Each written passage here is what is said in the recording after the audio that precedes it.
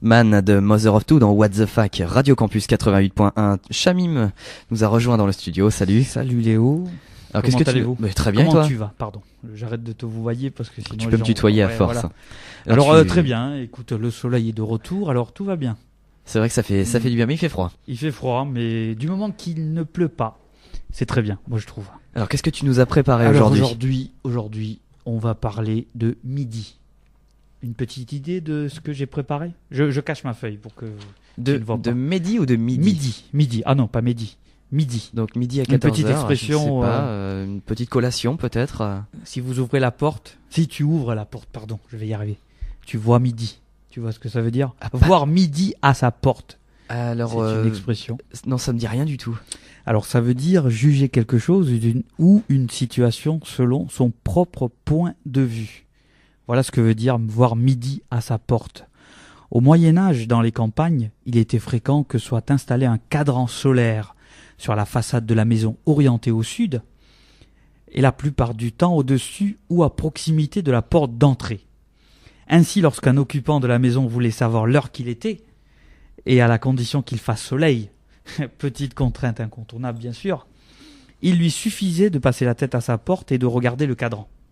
Et s'il était midi, il voyait midi à sa porte. Donc voilà pourquoi on dit midi à sa porte. Mais il y a quand même une imprécision, c'est-à-dire que l'imprécision des cadrans solaires ordinaires était notoire.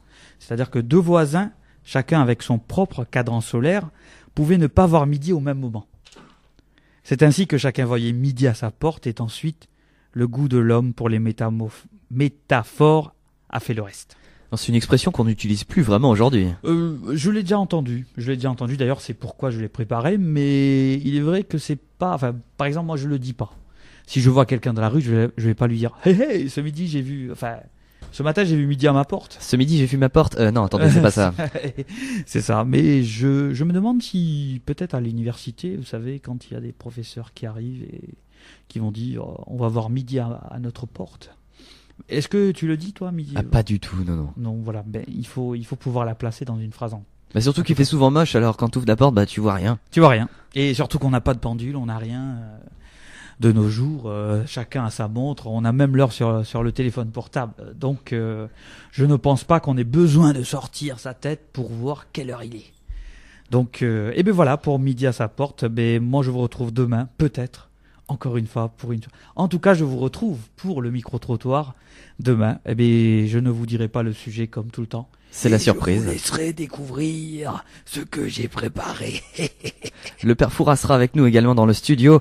Merci beaucoup, Shamim. Donc, on te retrouve. Je vous en prie. Donc, demain. On te retrouve un peu tous les jours. On sait pas, c'est la surprise. Oui, voilà. J'arrive comme ça. Le matin, je me lève, je me dis, tiens, je vais préparer quelque chose pour les auditeurs. Il faut savoir que Shamim dort à la radio. Il est là du matin au soir. C'est un peu notre garde, notre vigile. Oui. Bon, je suis pas très musclé, mais bon, oui, si vous le dites. On se retrouve demain pour le micro-trottoir. Voilà, What the Fuck, c'est tout pour aujourd'hui. Je finirai ce magazine quand même avec notre appel à candidature, puisque What the Fuck recrute des chroniqueurs étudiants. Alors si vous nous écoutez et que vous êtes intéressé pour faire de la radio et participer à ce magazine,